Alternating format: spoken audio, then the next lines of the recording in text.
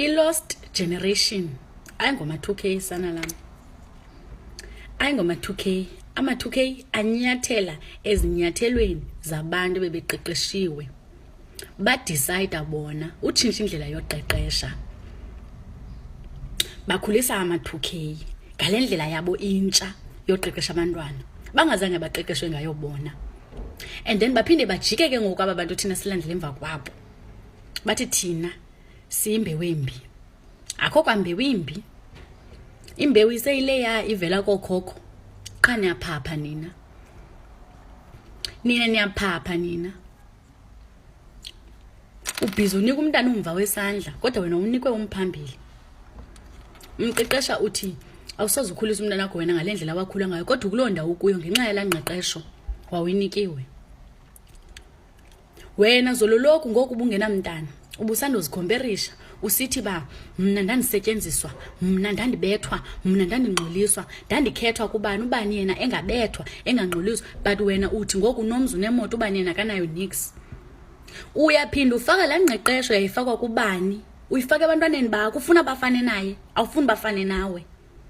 Into ezolandela uzothi awusazi isono sakho wena uba utheni unabantwana banje. Uzothi woyika nofa ngoba uyazi ba izinto zakho zosheka zigadwe ngibani. Kanti lo wawumbona ephila kamnandi ngo wena wawukhula ingathi uphila kabuhlungu.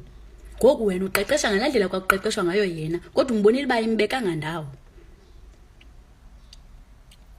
Abantwana bagcwele izitrato ngoku bagalela abantu abadala ngamanzi.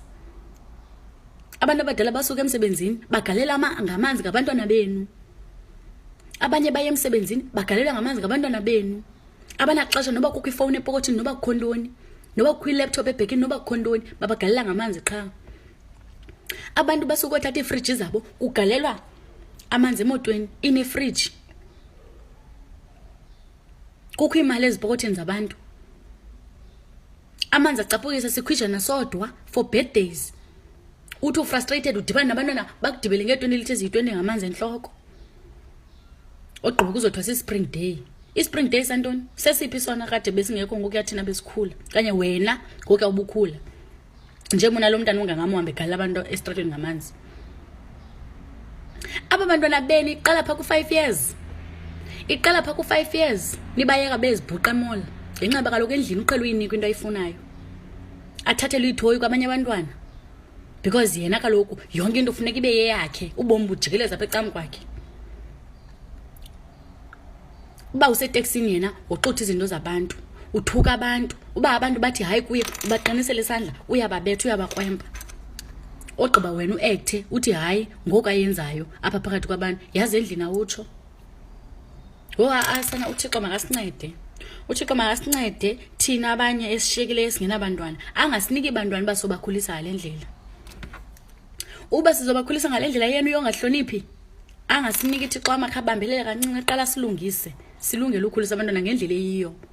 Nami ndingayithandi la ndlela ndikhuliswa ngayo kodwa yiyo le ndibeke kule ndawo ndikuyo ngoku. And yiyo le nzoyidlulisela ebantwaneni bami. Andiyazi le nto niyenzayo nini. Nichitha ikamva labantwana ngokwenu. Ogqiba xa emoshakele nizothandaza nithi uThixo niflathela kaflathelanga isengulowa wasemandulo. Nini abaphaphayo.